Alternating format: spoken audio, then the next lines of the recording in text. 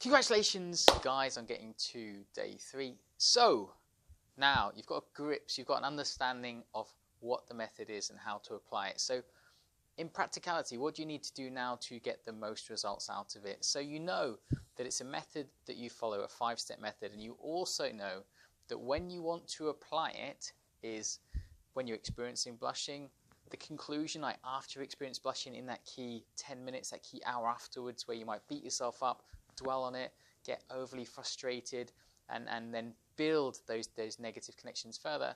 Or during the day, anytime during the day, you either feel negative feelings towards blushing or you're thinking negative thoughts towards blushing. So how often do you do it? How do you actually apply it in practicality? Well, the way to look at it is this. At the moment, those 3 things are going on in your brain, and at the moment, every time they happen, it has the tendency to reinforce your blushing, reinforce ruminating about blushing, reinforce the negative conclusions you've had from blushing, and therefore make the experience much worse, or at a minimum, allow it to continue in your life. So the goal is to change those things by putting in place this method as consistently as you possibly can. So how many times per day is that? Well, the goal is really reflective on how you feel in your life. If you're a person at the moment who ruminates all day long about blushing and it's horrific, well, you want to combat that. So you want to do it consistently throughout the whole day. Maybe that's 20 times a day, maybe it's 30 times a day, maybe it's 40 times a day. But the purpose of that really is so that you can do something that's reflective of you and your situation. Now, very often when I spoke to people about blushing before, have had horrific blushing, it's been painful, it's been awful.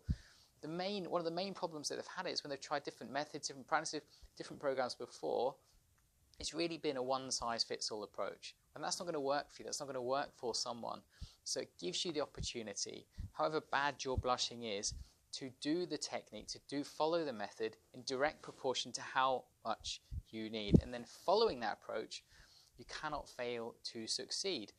Because every single time you do it, it's going to shift your brain in the right direction. It's going to build you away from those negative associations and start allowing you to feel more ease, more comfort, and developing a new relationship with blushing. So over the next 3 days, today's day 3, 4, and 5, over the next 3 days, really make a decision in yourself to do this as many times as you can, to do it throughout the whole day. It doesn't matter, does it? What's lost? How difficult is it to do it 10, 20, 30 times a day? It's not hard at all. It's easy. Allow yourself to do it every single time you catch yourself thinking, feeling, or acting in a certain way towards blushing. Yeah? And allow yourself to begin to move forward in that direction. You up for that? Go for it. 3 days. It's not long, is it? Allow yourself to make that decision right now, to begin to apply it consistently each and every day, knowing that all of these types of methods work by compounding.